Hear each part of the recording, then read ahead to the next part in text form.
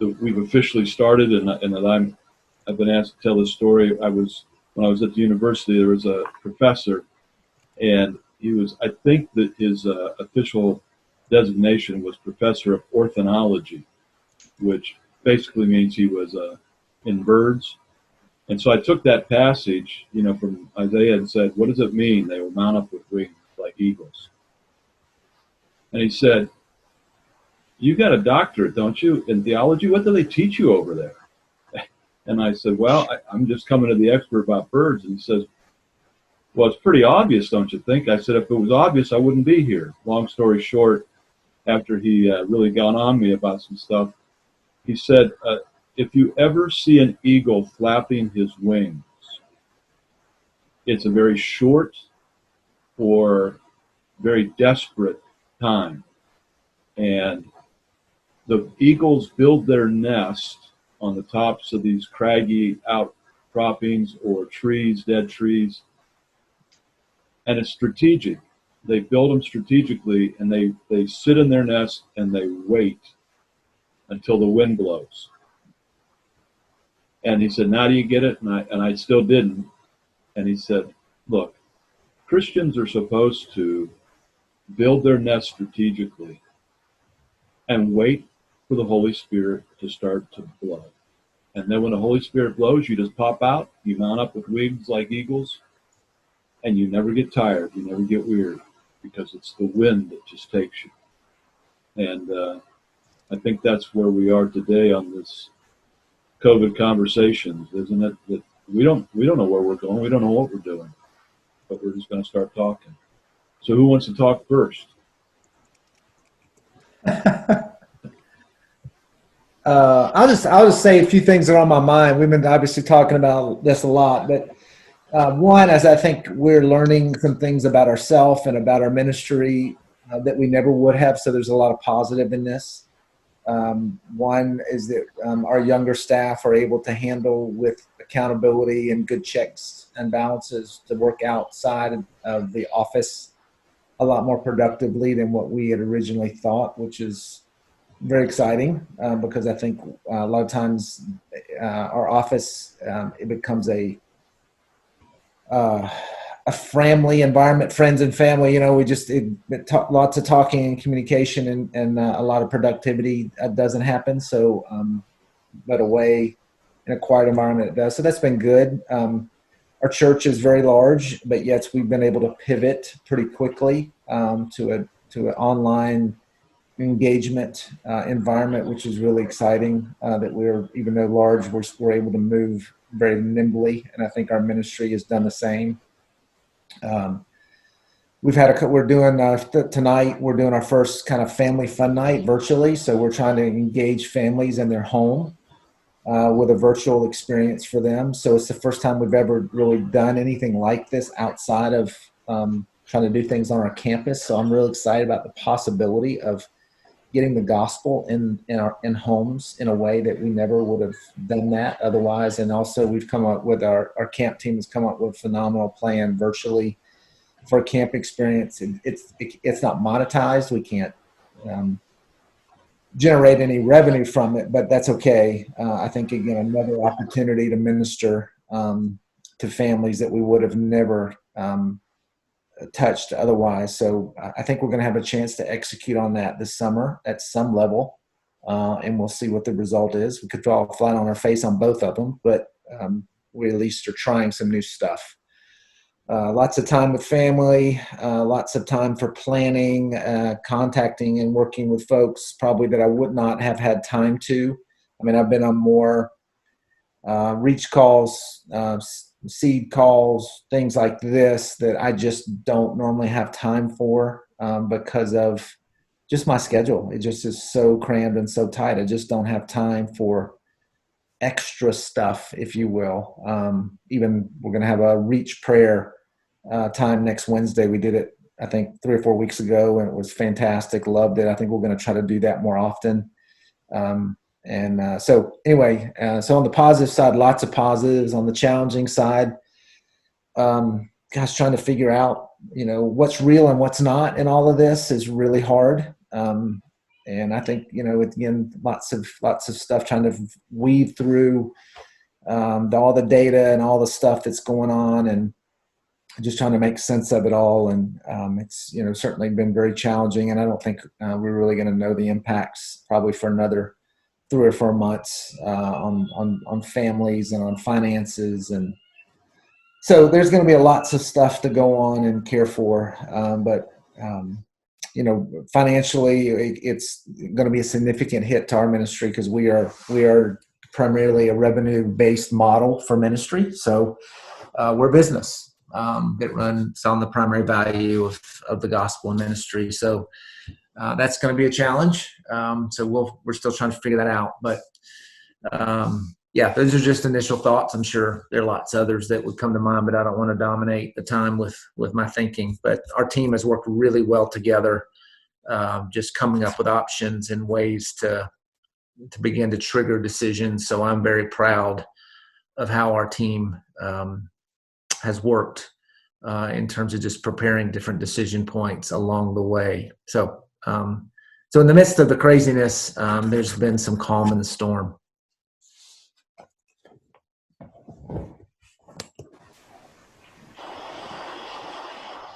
I'm just thinking maybe we should all just introduce ourselves in terms of where we're living and what our position is. So Jay, you're in the Atlanta area. All right, Johns Creek, Atlanta, Perimeter Church. Been there for 20. I know John and Danny, so they don't need any other introduction.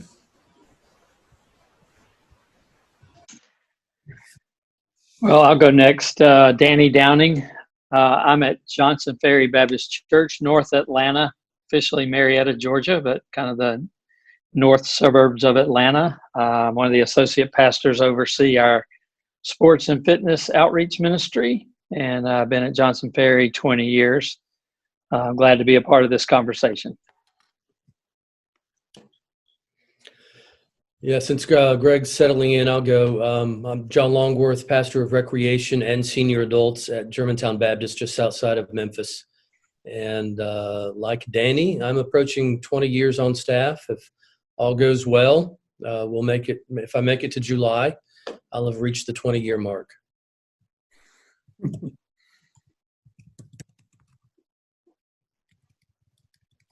But a lot can happen between now and then. You never know. Yeah. You can do it, John. We believe in you. I appreciate that affirmation, Greg. I'm Greg English. I'm at Cool Spring Rec, and 12 years here. And in Richmond, right outside Richmond, Virginia, so still staying at it. And Greg Linville, and I'm in Canton, Ohio, and I was 15 years as a sports and rec minister at church, and currently serve as a director of resource development with CSRM. So we had just started, Greg. We're glad you're joining us. Hey. Jay had started out with some of his thoughts, and I had shared the Eagle story with those guys. Oh, yeah. That's a Building good one. the strategic nest. That's what we're doing. Yeah, that's great. So glad everybody's able to join us today and be a part of it. So I just kind of thought, going through the process today of some conversation, just kind of dive into some, number one, just kind of be authentic about it, because we're all living in this together and trying to seek some questions and some conversation about certain things. And of course, things are changing rapidly from different states. I think we're up to 25 states now have reopened plans and things like that. So I know kind of some things we've been thinking about over the last week or so are now changed based on that. So in our conversation today, I kind of talk about where you are, or where we are on the process of what is, I guess, the next step would be. What are you thinking in terms of summer? What does it look like with staff? And then we can kind of talk about a few other things with maybe finance, and then offer a bit of hope in the process of what we're experiencing within recreation and church ministry at this time. So kind of just where you are in the state you're in, what are you thinking about in terms of summer programming? Jay, you do camps. Danny, you have sport camps. John, you got some things going on there. So what are you guys thinking about in terms of your summer schedule, and how is that impacting you now?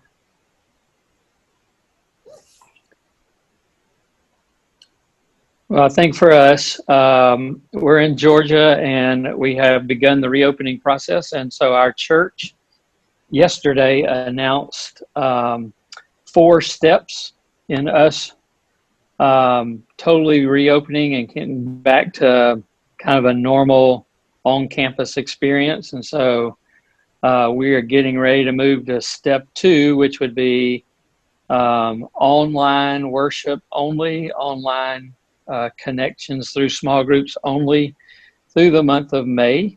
But the second step, we would encourage people to gather in small groups in homes. That might look like 2 or 3 families gathering for worship. That might look like a single adult Bible study class gathering in 15 or less. So beginning to gather outside the church campus. And then step 3, which we hope will begin June 7th, would be to begin some sort of worship on campus. And then that's where it gets a lot of questions. What's next? What can we do next? And then step 4 would, we hope, be in the fall, where we're on campus, we're having small group Bible studies on Sunday, Wednesday nights, those kind of things. And so that's just been announced to our church. And so right now we have a lot of questions in the sports ministry. What does that mean for basketball camp? So what's kind of been laid out is nothing would be on campus in May, and we began to just look at it for June. And so I think we're still waiting to get a little bit of clarity on what our local government would expect and what the CDC requirements are. But, you know, is that having a camp, is that more like a basketball camp, but working on individual skills at separate goals? What does that look like? We're talking about maybe more individual sports coming back if we're to do anything in June. We've got 2 pretty big camps in July that we are just saying right now we're gonna wait a few more weeks before we have to make a decision on that. I think where I am personally is, as a minister and being in sports ministry, you know, a little more outside the norm of regular church programming, I'm feeling a little bit of pressure to begin something. Hey, when are we going to start? When are we going to start that league? I'm feeling a little bit of pressure of that, but also a burden knowing that my main target audience is the lost community.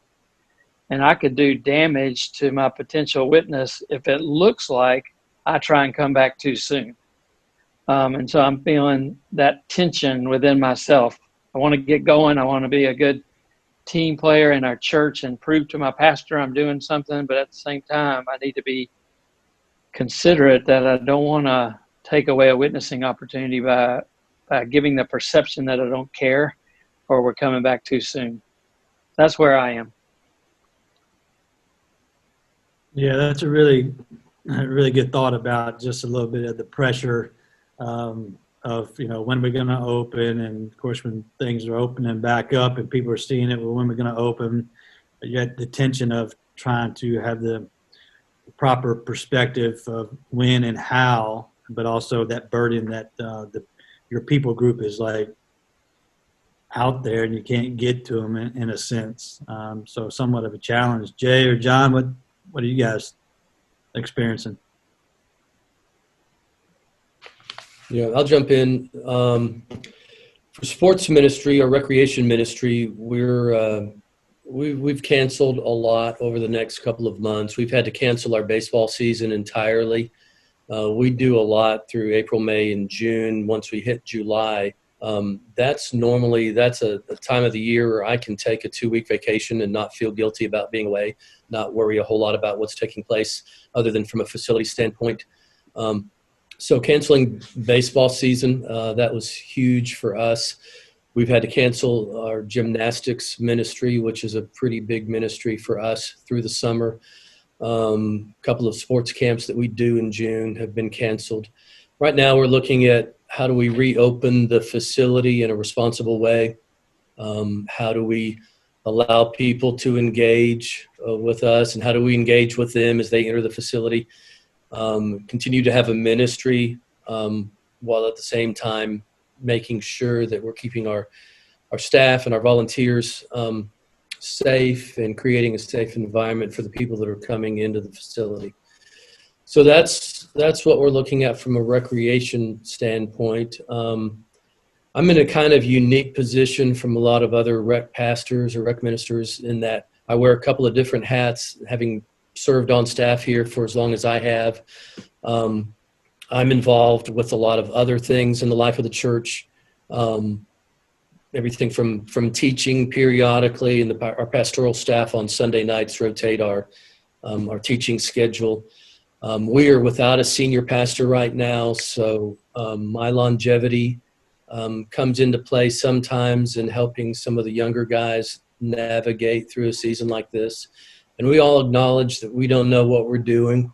None of us have led through a global pandemic before, so we're just figuring it out as we go.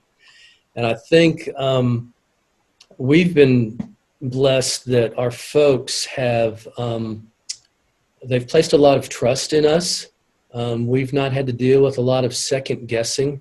They're allowing us to lead and to make decisions, and they know that we're doing that in a way that, you know, we have their best interest at heart. We want to protect the flock. We want what's best for our church and for the kingdom. And so just trying to find that right balance of knowing when to do what can be a little bit of a challenge. But there are 7 of us on pastoral staff right now, again, without a senior pastor, who are meeting frequently. We're doing a lot online. Our worship services are online, and like so many other churches, I mean, the number of hits have just been incredible. The interaction that's taking place and the reach that we're having is mind-blowing to me, to see some of the statistics that our communications guys are sharing with us. So that's been encouraging. And right now we're trying to figure out what the next steps are for us. And like Danny's church, you know, we're putting together the framework for different phases of reopening. We met this morning to discuss a lot of that, and then within an hour, we got word that, you know, Tennessee is largely beginning to open up, but the large urban areas, Memphis and Shelby County, the Nashville area, where we have our own health departments, they're guiding the schedules for reopening. And we've got 7 local municipalities that are trying to work together. And we just found out that they're going to open us up for phase 1 Monday. I think most of us thought it would be another week or 2. And so as part of that first phase, if I've read this correctly, and again, we're just now seeing it, and our staff is going to have to get together again tomorrow morning and kind of talk through some of the things we discussed today. But, you know, we've got that open door, but we're going to have to figure out what does it look like for us specifically. And if I read that correctly, we can open up for worship almost immediately with a 25% capacity. So in other words, if our worship center seats 3,000 people, we could have 750 people in the worship center at that 25%. And so one of the things we'll look at doing is, in addition to the live streaming the streaming that we have been doing, we'll use our faith building, which is where we have large events and serve our Wednesday night meal and things of that nature. We can open that up and create between the worship center and our faith building enough social distancing that we can have as many people on campus as we want or would typically be involved. And knowing that over those first couple of weeks or longer, there'll be a lot of people that are reluctant to come back. So that was encouraging news for us. And we're just trying to navigate how do we get our people back, but do it and communicate it in a way that lets them know we're looking out for their best interest, and we're setting up social distancing frameworks and some of the other things that we'll have to look at to protect them.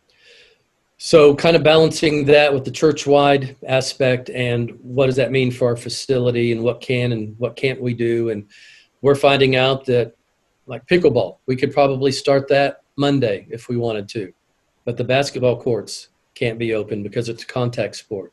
Baseball fields can't be opened.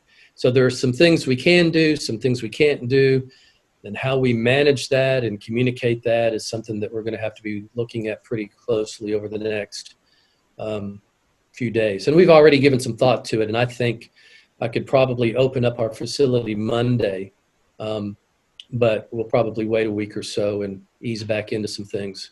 One of my biggest concerns is that we have a lot of volunteers, like a lot of facilities that man the front desk, and many of those are senior adults.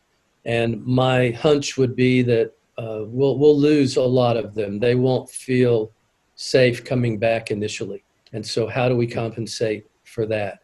And even thinking ahead to sports and, events in the fall, my guess is that all of this has affected our psyches so much that there'll be a lot of people that are going to be reluctant to put their children in leagues or have them participate in activities that might involve a lot of close contact. And how does that impact our ability to have an effective soccer league? And what changes do we implement in the fall, to make soccer available for the people who want to participate? Yeah, those are, all different kinds of scenarios. A couple of things that stand out is just the idea that, we're flying a plane while we're building it at the same time, right?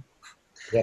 And just kind of going through that process. And like Danny and John, I'm in a recreation facility, youth league, sports leagues, and facing some of the similar things. But Jay, you're in a camp setting where summertime is big for you. And so we'll come back and pick up on a few things mentioned in this other conversation, but just off the top of your head, like from a large camp perspective and ministering to those kids, what's it look like for you now? Yeah, thanks for asking, Greg. Good to see you again. Guys, I told Greg this, but I've got a hard stop at 3:30 because I've got an interview I have to do. So y'all forgive me when I jump off.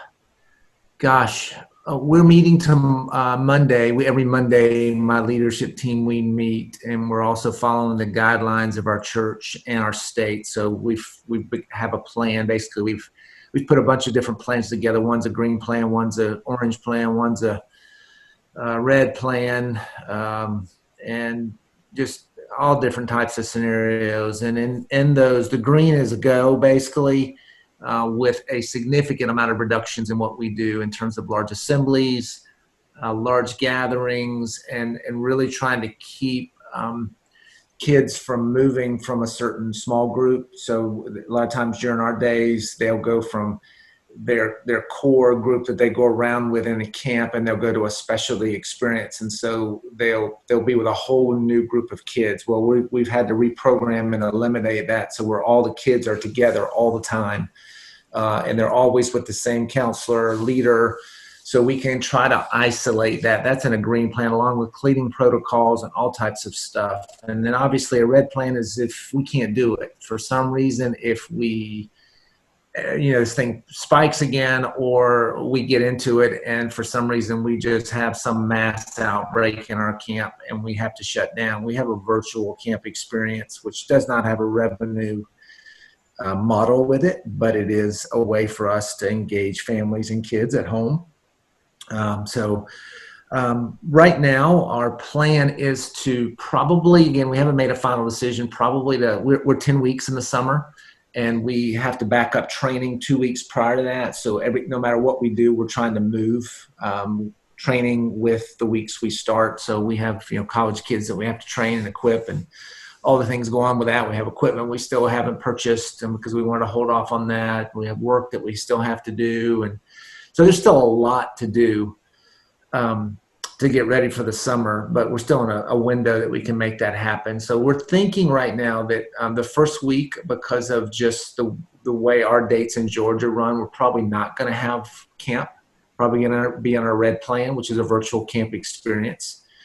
Haven't made that final call yet, but that's probably what will happen. And then the next week, week 2, which is July 1st, I'm hoping, and I'm really going to press my team to tell me why we can't do that, and just see what happens.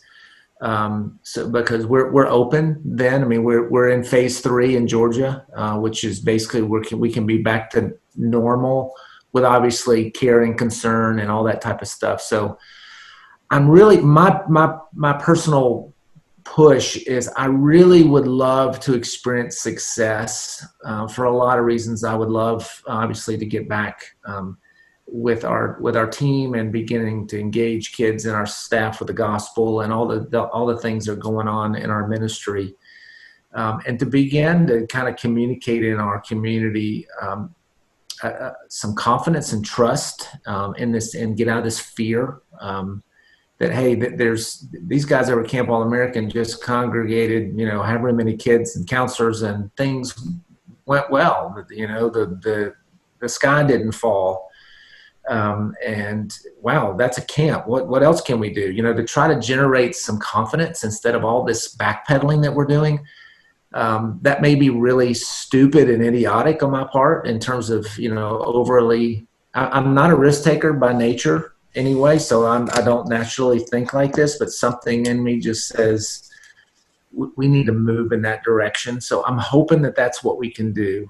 And build. So hopefully our first week will be smaller than normal. And it probably will be. We'll have families drop out and they just won't feel safe. And they're going to kind of wait and listen to the reports. And hopefully we can make that first week a success and then begin to build from there. So not sure if that answers your question, Greg, but that's kind of where we are. And we've been given the go ahead at this point, at least today. Things can change in the next 24 hours or whatever.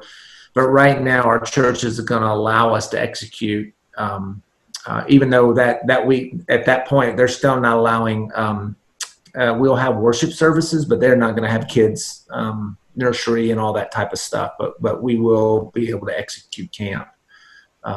So that's kind of where we are. Yeah. So before you have to jump off, just as a leader, how are you balancing stress level or anxiety, or what are you doing for any contemplative spiritual discipline in your life just to stay here in the midst of others around you going like this? Yeah, I'm a little bit probably more reclusive by nature. I'm an introvert anyway, Greg. So this is a great work environment for me normally. It's a little too much. I miss my team. I miss being around people. So this is a little too much isolation. But it's allowed me to, I've kept in my disciplines, getting up in the morning, working out, and having my personal time alone with God, and my, contacting people that hold me accountable, and just, just confessing and all the things that I normally need to do to stay alive spiritually. That's not stopped. And so I think from that perspective, I'm staying, good. And I just have a team. I don't isolate. I don't operate in isolation. I have so many great people around me that are so much smarter, and there's not false humility. I just got a great team. So I can't imagine what it would be like to have me and an assistant or something. That would be much more difficult for me if I didn't have a team around me. So I think I'm okay. We know your team, Jay, and you're right. Thank you. I know. I know it. I'm just speaking the truth. So I may cave in here when this is all said and done, but right now I think I'm okay. Yeah, the one thing I think about, I feel the same way. I'm watching all our fitness stuff go online, and I'm watching people engage. I'm watching new people engage. I'm watching, just a variety of stuff go on with our staff. And then I look at our largest staff as a church. And I did an interview with a friend of mine who's a president of a large corporation last week, and just asked him about how is he dealing with the work process and teams and virtual teams and all this kind of stuff. And I think, what's really neat about this is from a team perspective, I feel like we're really asking each other more, how are you doing? And actually mean it and leaning into each other a little bit more and watching, in crisis or in pandemics or whatever, you see that natural giftedness and leadership come out of folks. And I feel like what you're saying, like for me right now, I feel blessed because it's really all the people that are with me in this that are making this a go. And that teaming concept's a big thing. And how are we leading our teams right now, or what are we seeing them excel in? So yeah, that's a big one. Any of you guys, anything on your team right now? Greg, I'm pretty laid back most of the time anyway, and like to think I have a good sense of humor, so that carries me through a lot of difficult days. There's a little magnet that I have on one of my file cabinets that says leadership is the ability to hide your panic from others. And so that's a little gentle reminder every once in a while that, the people around us and our congregations need to see that we're living in a place of faith, not fear. And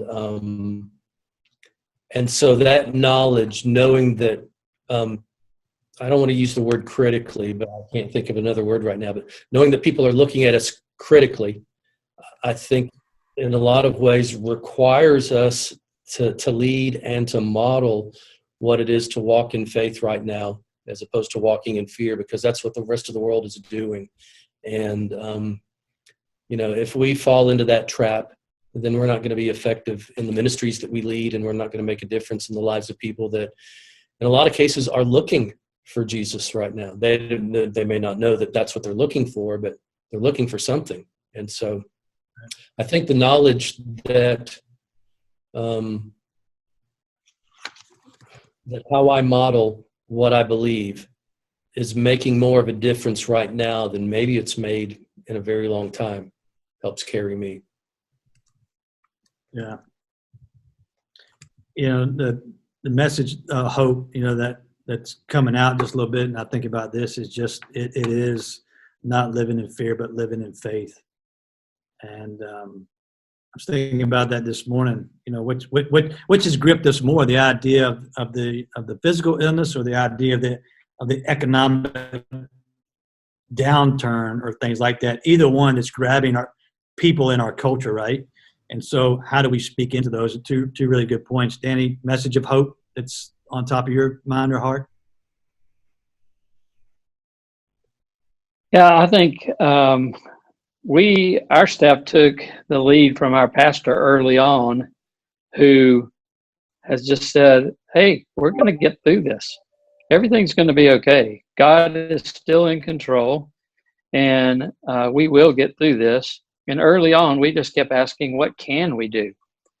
What are we able to do? And that just sets a message of hope and encouragement. So that's for me. I would encourage all of us to do, instead of dwelling on this might happen or this is so bad. Hey, what is good? What can we do? Yeah. So Jay, you mentioned a little bit about just if we had to do virtual things, and I know I'm kind of experiencing it now too. All our classes are online, virtual experiences, and staff is not here working the desk. John, you have volunteers. I have volunteers too, but we also have paid staff. Any thought into going forward in this, the financial model of where we are, and how do we continue to do ministry and impact people, but knowing that there are some financial things that we have to adhere to? Well, we had three things I think that come to mind, really simple. One is planning, obviously, and we planned for a drop in our camp registration years and years ago, which set a model from our financial, our CFO. But that was a 30% drop, not a 100% drop. So it's 30% drop in our registrations. It was pretty significant in our minds. And so we had in our balance sheet, we had a reserve account, but if we had no camp this year, then that's just a drop in the bucket. But yet we still had savings, which was good. So at least we have something to buy us time. Two is in terms of, because we are a revenue model, we've thought through what if we do have to cancel, and we are going to go virtual, one of the things that we were going to do is ask folks to make a donation. In other words, they can get their money back 100%, or if they're in a position where they can help us, that they would actually just donate either portion, some of it, or all of it. So that was one option as well. And then the third is we have applied for the small business loan. We did some research on that. Obviously there's some concern about getting money from the government and what all that means. And we read some good articles from the Gospel Coalition and some other people. Our new CFO did some long, hard research for us on, are there any tentacles that could be getting in the church if we were to accept that money? And everything that we found out has said no. So when it's the day that we could apply for that loan, we did.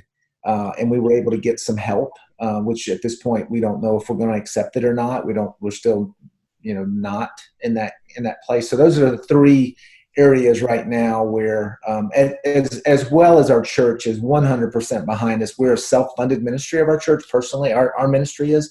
So we don't actually take money from the church.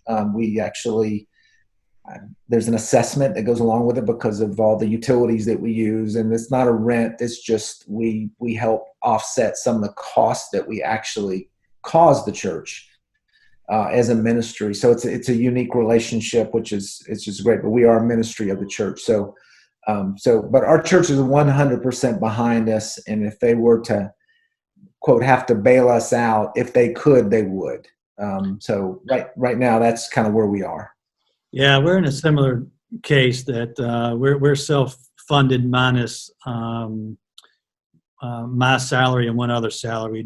We do pay 5 or 6 other people out of recreation in our budget. We pay field maintenance, facility maintenance, things like that. We don't pay HVAC or light. The church covers that, but we don't draw out of the church either. But so, just thinking about, we too are fortunate enough to have savings that I see we have a couple months that we're good for. But I'm just trying to think, how is it like for us? We have the Silver Sneakers, the fitness program where insurances help pay for that. Well, they're taking classes online. So what does that mean to help offset some of that cost with virtual payment? Or what does it mean like if we start doing different classes that are online as far as nutrition or other things? Right now, they're free options, but what's the price point? How do you pay into those? Should you keep it the same? Do you need to raise it? I don't have the answers to that. I'm pounding through these things with our staff and trying to ask other questions. So, Danny, what do you got? And John, you've got years in the administrative side of the church. Any thoughts to that?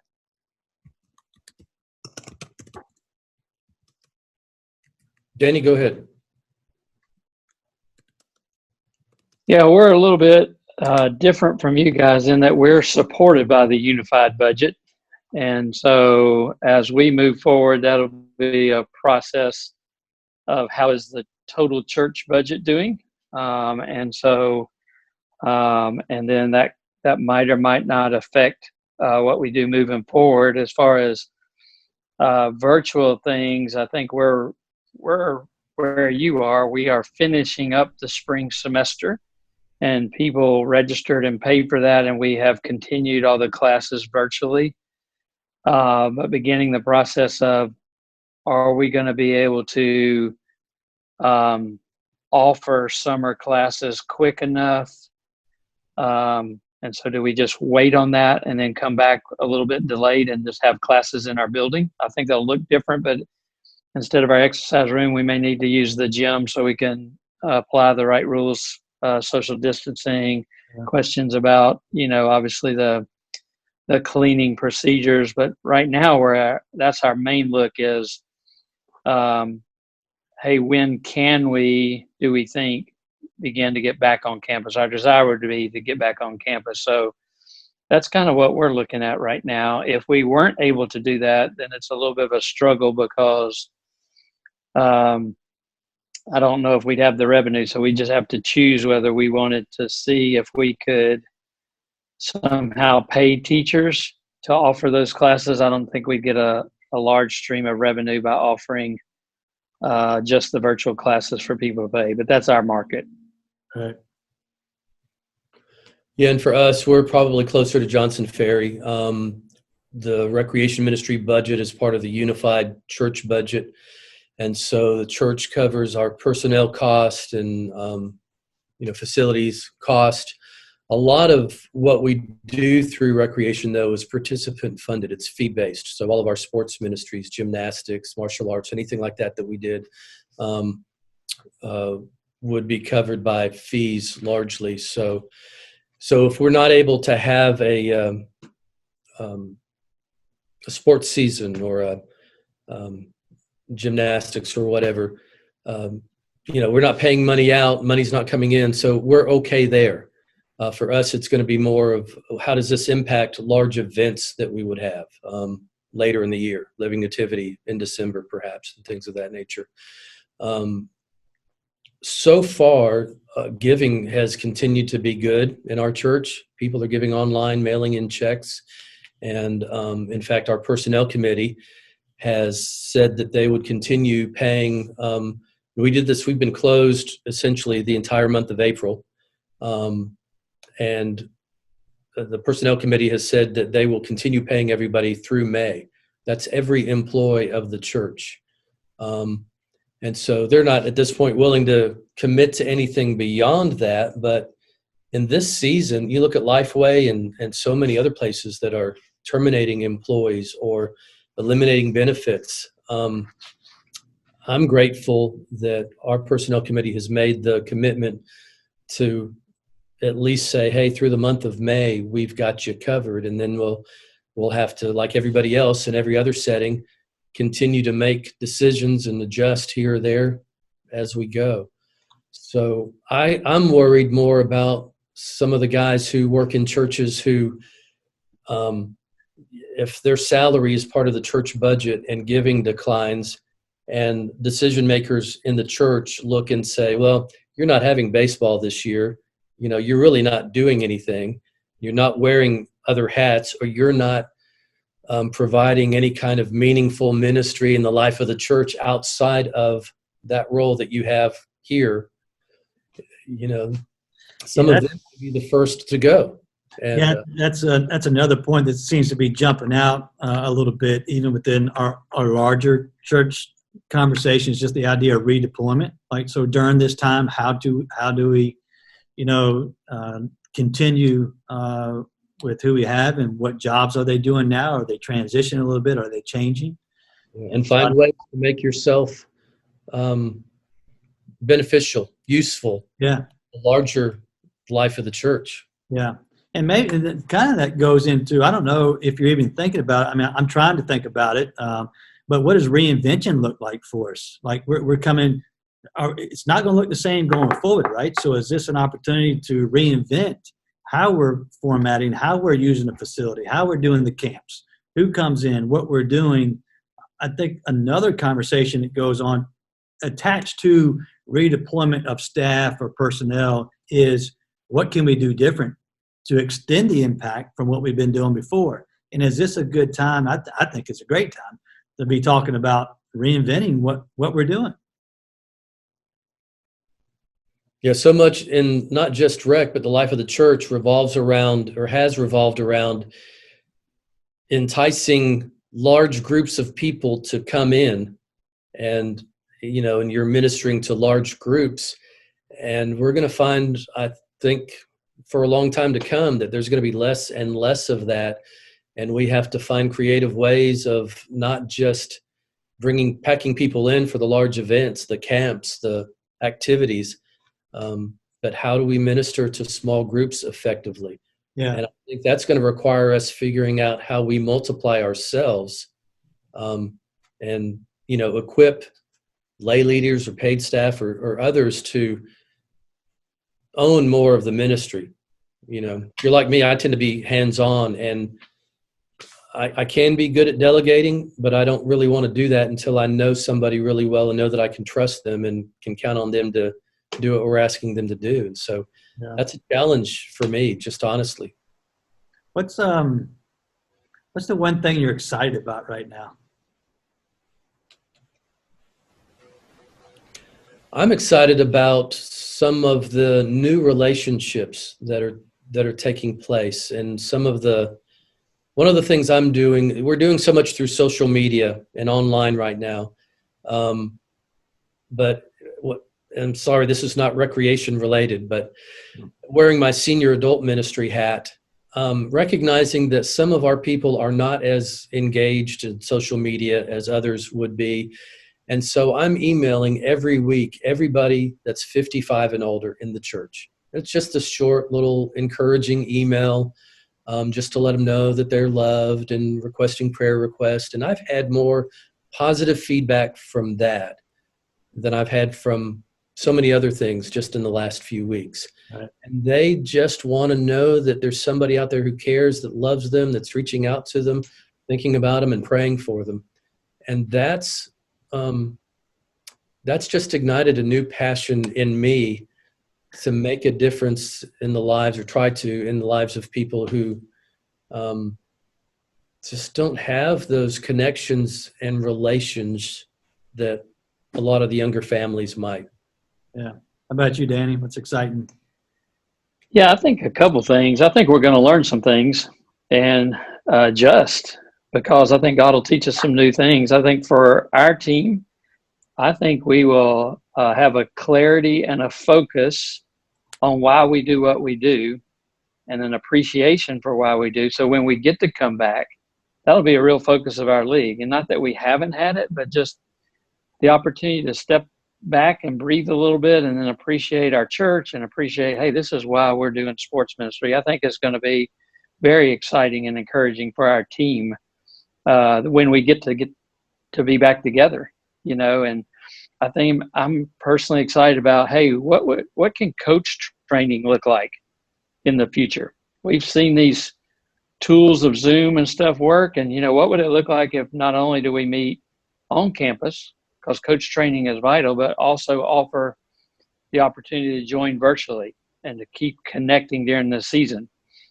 So in Atlanta with traffic, it's not as feasible maybe to meet once a month with coaches. By the time they fight traffic, get to church, spend some time, get home. But learning now what we know about these different ways to do it virtually, it might be feasible to just, hey, once a month, we're going to get together at 7:30, just in your home, join us. So I'm excited about what training leadership could look like in the future as we've learned about this new technology and new tools. Yeah. I think, for me, it's like the obstacles are the way, and why they feel so pressing, now they are opening the way. I love there's a story, and shoot, the name just escaped me, but it goes back to he had Thomas Edison, at his light bulb factory. He left the warehouse and he came home, and he's sitting at the dinner table, and his son comes in and says, "Dad, the place is on fire." And they get up and they go down the street, and he stands there and he's looking at this facility on fire. And he says, "Son, quick, go get your mother." And he goes, "But Dad, the building's burning." He said, "Go get your mother. In fact, tell her to bring a friend. They've never seen a fire like this before." And the excitement of the wow factor of, it didn't matter this thing was burning down, but just how big this was, exciting this was. And this is like a big fire to us. But to me, it's a huge obstacle that's in the way, but the knowing and the learning of what's going to come out of it. Knowing that personal relationships still matter, the cards, the emails, the personal touches, knowing that, we've proven to ourselves that you can be involved, and you want to be involved, and you're doing it through technology with our coaches training. For me, it's watching our team stretch our minds. And sometimes they've been asking me, "Well, we don't know when we can open up, what we're going to do. Why are we doing this?" It's all about stretching the mind.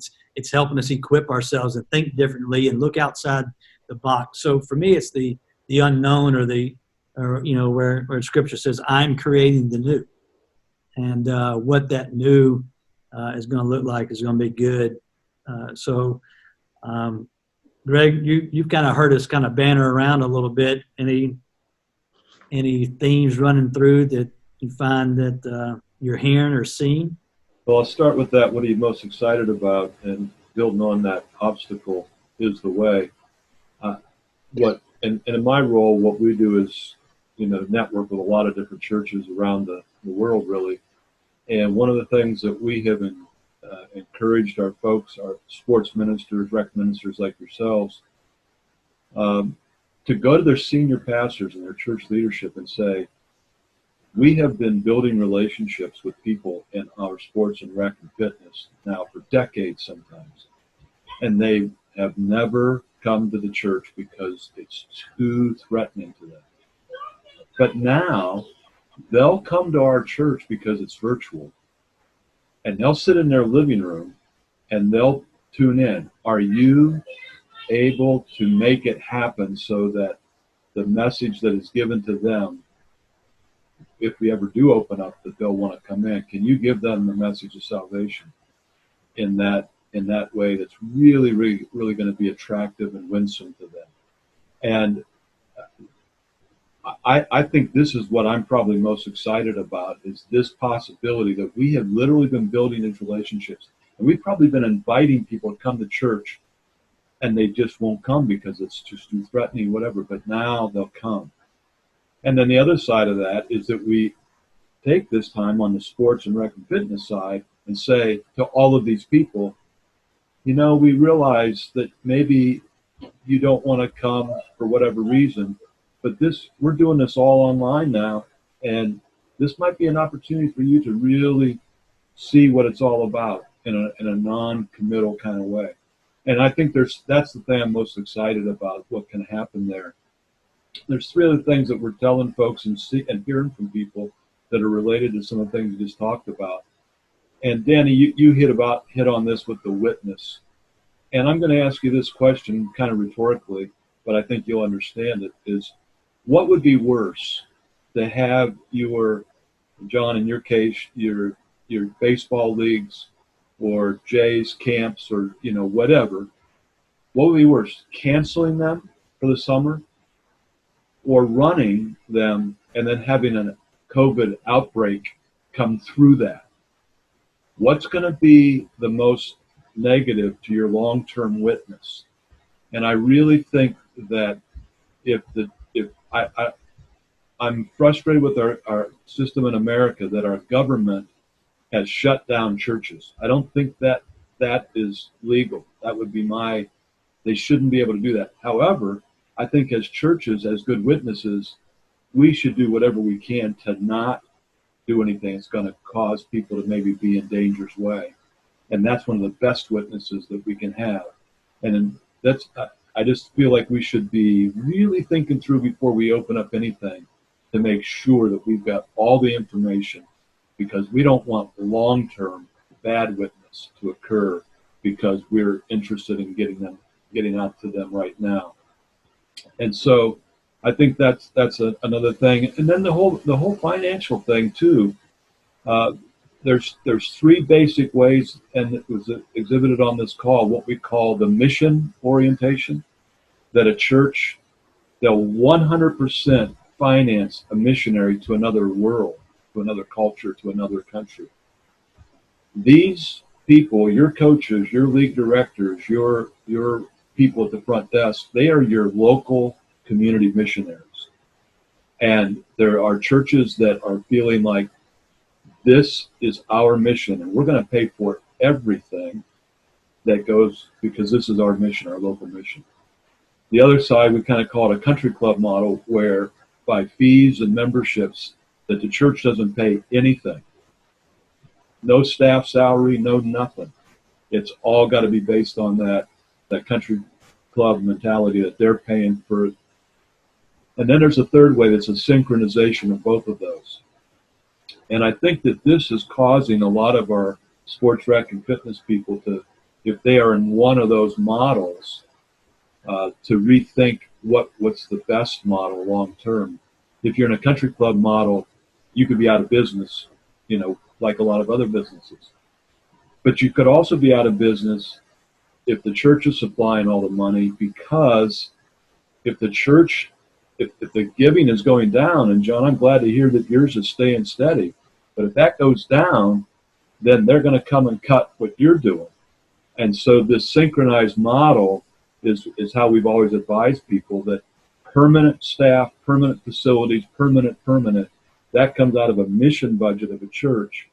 But everything that's temporary, the referee, the ball, the net, the things that trophies, uniforms, whatever, that can come out of a participation fee, and you get the best of both worlds. And so I think that this is given some people some reason to rethink their finances and how do they actually fund this ministry. And I'm interested to see how that's going to come out. So those are just a few reflections. Yeah, it's so much to talk about, and there's multiple categories to, what's the future look like, and that's a speculated thing, but like what we've all talked about early on, I do think the key now is we need to be thinking about phasing, and we've kind of talked about that. We've all got, the state's got phases. We as a church have a phase, and whether those phases fall in, and how do we incorporate or invite people back in to the experience, and maybe too the missional model's changing a tad bit in terms of bring your kids or come as adults and play or whatever, to now how do we, this has caused me to think a whole lot more about how am I resourcing people to disciple other people rather than just come and we'll do all that for you, right? So it's going back to maybe a more pure relationship model of reproducing reproducers. And while we have some expert knowledge in it, it might change the methodology, that we're not giving them the book and the manual. We're just simply walking with them and guiding them and teach and helping them move further out to where they're going. Even for the believer that is a part of our church that might not necessarily be in our fitness or our recreation ministries, but playing in all these other areas, maybe this is another way of equipping them to be a reproducer. So those things cross my mind. There's another area that we've been encouraging churches to consider, and that's doing a survey of their sports, rec, and fitness people. Yes. I'll give you just one quick example so you can grab hold of it. I won't go into detail with anything else. You're doing youth leagues, and you send a letter out to the real customer, the parents or the guardians of those kids, and you say, what is your most likely response? If we open up the league next week, you're there 100%. You're not going to be there unless, the second option would be you'd be there if this, and this were happening. The third option is I'm not joining any league until such and such a date. And you get a flavor for how people are going to respond to you reopening. And this gives you a chance to really build a relationship with those people that you're trying to reach, far from Jesus, far from the church. It lets them know that you're being sensitive, and it gives you the feedback that you need to know if you're going to open up next week and you're only going to have 10% of your people there, you probably shouldn't do it. If you're going to have 90% of the people, well, maybe so. So the survey is a good way to go. Yeah, and I think knowing, just in keeping the questions short, but knowing how you're going to allocate the answers and how you're really going to use them, not just to be asking to ask, is key in that. We have a survey in my mind right now set to go out like 1st of June. We need 3 or 4 more weeks here in Virginia. But I think 1st of June is target date. So I think that's a good point, how to write those questions and gain that access. So anything else you guys just want to say is we got to be able to spend this last 45 minutes together and just kind of see where we are? I think if we were going to make any changes, this would be a great time to do that. People are giving us the benefit of the doubt. They're recognizing that some things have to change. And, in my world, I don't know what those would be just yet, but I want to think through that. And if there's something that I want to do differently, I think this would be a great opportunity to start moving in that direction. Yep, I agree. Danny? Yeah, I'm just excited to see what God will do and what role does sports ministry play in that as we come back, and it might be that we are re-engaging with a different part of the ministry for a while, or maybe we're on the forefront. Time will tell, but I'm excited to see what God will do. We have an opportunity to engage our community for Christ, and we're already doing that. So we should play a part somehow.